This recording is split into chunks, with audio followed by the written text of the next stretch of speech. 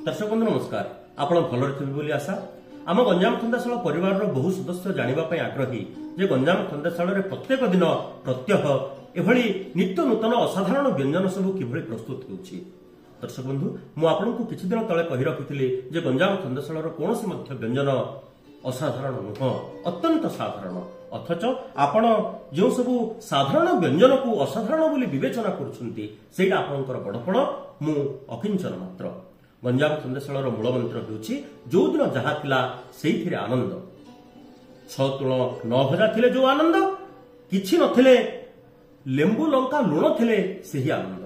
आपण गतकाली देखिथिबे पखाळ भात साबळा सुखा भजा आळू चकुटारे जो आनंद आज जहा अछंती सेइथिरे मध्य सम परिमाणर आनंद। आज कोन हिछंती गंजाम खंदाशाल रे आज हिछंती सरू माछकंटा चाउलर भात टिके जीरा घिओ फुटा हेगिरी भात टिके हिछंती तांको सहित अछंती झटा कोबी बटाणी आउ फल कोबींकर टिके भजा साग खरडा कोसला साग तांको सहित पियाज नाड़ राई अल्प एतिकी आउ विशेष किछि कहि होबनी।